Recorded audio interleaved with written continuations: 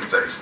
El presidente, ambicioso, quería tener acceso a más recursos, pero sin que el Fondo Monetario Internacional se diera cuenta. Y toma a Félix Bautista como una persona inescrupulosa y deciden conseguir esos recursos, ese financiamiento. Y deciden obtener ese financiamiento que pasara por debajo del radar del Fondo Monetario Internacional y que lo ejecutase la Oficina de Ingenieros Supervisores de Obras del Estado, que es donde estaba operando Félix Bautista. Inicialmente, ese dinero, que ascendía en ese momento a 130 millones de dólares, se iba a obtener a través de la emisión de 19 pagarés o notas promisorias, que iban a vencer a partir de enero del año 2007 hasta julio del año 2008. De tal manera que con esos recursos se construirían 11 obras, pero se le iba a decir al Fondo Monetario Internacional que las obras se iban a construir con el presupuesto de la propia Oficina de Ingenieros Supervisores de Obras del Estado. Es decir, que se iba a tener un presupuesto paralelo. De tal manera que no solamente se estaba violando la Constitución de la República, porque las notas promisorias o pagarés o endeudamiento no iba a ser aprobado por el Congreso Nacional. Dos, se estaba violando la ley de presupuesto, porque se iba a ejecutar paralelamente a lo que es el presupuesto que aprueba el Congreso también. Y tres, se violaba la ley de crédito público, que establece claramente de que todo tipo de deuda tenía que ser aprobada por el Congreso Nacional. De tal manera que se estaba violando todo el marco jurídico, el cual establece los elementos fundamentales que tienen que cumplirse para que se pueda ejecutar un proceso de endeudamiento y luego de aplicación de esa deuda en ya sea gasto corriente o gasto de capital. Todo eso con la autorización del presidente Leonel Fernández, que le había otorgado un poder especial a Félix Bautista para que saliera a colocar esas 19 notas provisorias en los mercados de capitales. Ese poder especial, el 106-06, se firmó en mayo del año 2006. Pues bien, el 15 de diciembre del año 2006, finalmente se venden las notas promisorias. Se venden al Standard Chartered Bank, luego se le transfieren esas notas promisorias al HSBC y luego se le transfiere una parte de las notas promisorias al Royal Bank of Scotland. También el banco UBS suizo también adquiere algunas de esas notas promisorias. El dinero llega en enero y supuestamente se iba a utilizar para financiar, recuerden, 11 obras. En diciembre se hace una modificación a ese contrato, inicialmente firmado el 16 de mayo del año 2006, se modifica y entonces se decide que solamente se van a financiar 5 obras, es decir, que pasa de 11 a 5 obras. Las 5 obras dentro del recinto de la Universidad Autónoma de Santo Domingo. ¿Qué sucedió? Hasta ahí lo que estamos hablando es de violación de la Constitución, violación de la ley de crédito público y violación del presupuesto, de la ley de presupuesto. Perfecto. Pero ¿qué sucedió en el ínterin? Es decir, ¿qué sucedió entre mayo, cuando se emitieron las notas, y diciembre, cuando se vendieron las notas del año 2006? Félix Bautista, sumamente hábil, inescrupuloso, y yo hago un análisis de su personalidad utilizando algunos hechos históricos de Félix Bautista desde su nacimiento hasta cuando ya se convierte en el hombre de fuerza, de poder dentro del Partido de la Liberación Dominicana. Dentro de lo que es su personalidad, él crea un mecanismo que le va a permitir no solamente ejecutar fuera de la supervisión del Fondo Monetario Internacional ese dinero, sino que le iba a permitir apropiarse del mismo, es decir, robarse el dinero.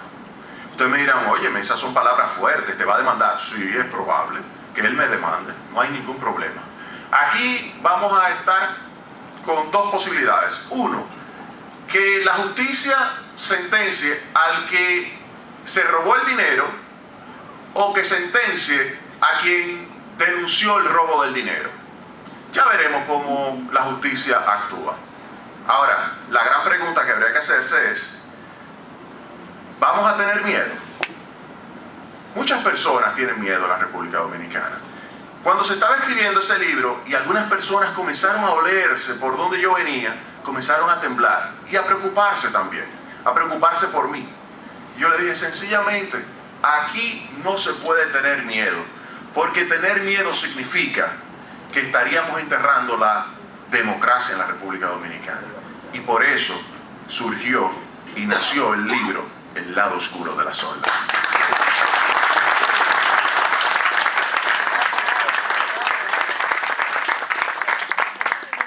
Retomando, Félix Bautista crea un mecanismo que le permite robarse gran parte de ese dinero.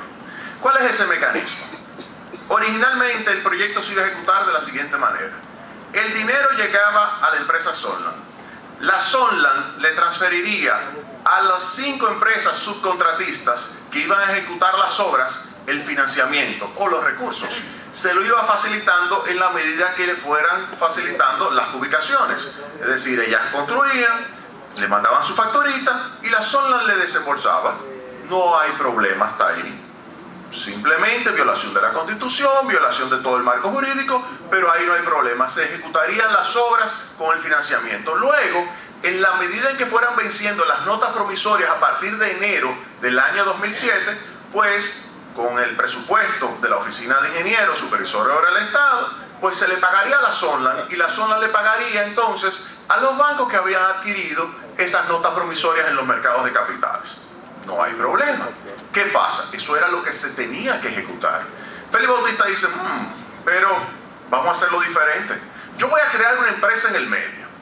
Esa empresa en el medio, que se llama Consorcio Hemisferio Imperial, oigan bien el apellido, Imperial, porque Félix Bautista tiene la mentalidad del imperio. Para él ha creado un imperio, que ustedes lo han visto en las últimas denuncias que se ha hecho. Explica ese imperio que hemos calculado en alrededor de 183 millones de dólares y que le ha permitido ejecutar proyectos en el extranjero por más de 400 millones de dólares. Esta empresa, Consorcio Hemisferio Imperial, recibiría entonces el financiamiento y esa empresa es la que le facilitaría los recursos a las 5, es decir, que hay una en el medio. Hasta ahí no hay problema, simplemente que alguien en el medio se ganaría una comisión. Perfecto. ¿Mal hecho? Sí. ¿Pero es una corrupción terrible? No, no necesariamente es una hipercorrupción, ¿no? Pero ¿qué pasa? Oigan lo que hace Félix Bautista. Esa corporación Hemisferio Imperial, imagínense lo que es como ese espejo, un doble espejo. Si yo me presento frente a ese espejo, ¿qué se ve? Yo mismo. Ese consorcio Hemisferio Imperial que estaba entre la Sonland y las 5 empresas subcontratistas era como un espejo, pero un espejo de doble cara. De un lado la Sonland se veía a ella misma y veía el espejo, y del otro lado las 5 empresas subcontratistas junto con la Oficina de Ingenieros Supervisor de Obras del Estado se veían entre ellas, pero no veían a la Sonland. Es decir, que no había contacto entre las 5 subcontratistas y la Sonland, sino únicamente se veían ellas con la OISOE. ¿Por qué funcionaba como un doble espejo? Porque Félix Bautista dijo, bueno, podemos hacer lo siguiente, que la Sonland me desembolse a mí a través del Consorcio Hemisferio Imperial. Consorcio Hemisferio Imperial sifonea el dinero, saca el dinero, no se lo transfiere a las 5 empresas, y las 5 empresas, habría que preguntarse, ¿cómo ejecutan las obras?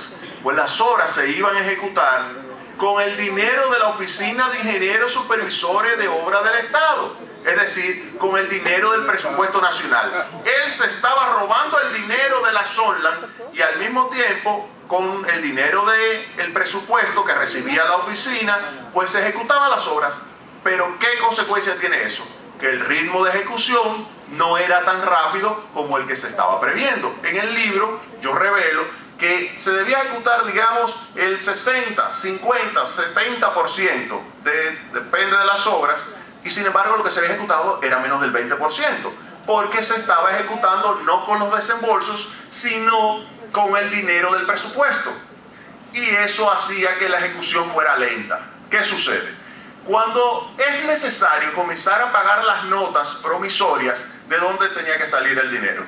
También tenía que salir del presupuesto de la Oficina de Ingenieros Supervisores de Obras del Estado. En consecuencia, una misma obra se estaba pagando 2 veces. Y eso provocó el colapso. le falló las matemáticas a Félix Bautista. Le falló las matemáticas. ¿Por qué? Porque no tenía suficiente presupuesto para pagar la ejecución de la obra y el vencimiento de las notas promisorias. Y comenzó a colapsar y a atrasarse en el pago de las notas. Y ahí, en agosto, generó esto una deuda atrasada y una confrontación entre algunos de los elementos y protagonistas del caso Sondland. Los banqueros comenzaron a ir a República Dominicana con sus abogados a exigirle a Félix Bautista que se ponga al día.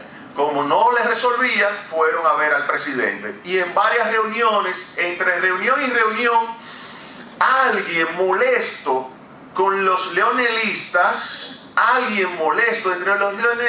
nos filtró. Y ahí yo tengo un capítulo entero que se llama Garganta Profunda, utilizando aquel nombre que se le dio en el escándalo Watergate, a quien suministró información también sobre lo que estaban haciendo en ese momento los republicanos, que dio al traste al final, que como consecuencia provocó la caída del presidente Nixon. Porque en los Estados Unidos hay una justicia muy fuerte.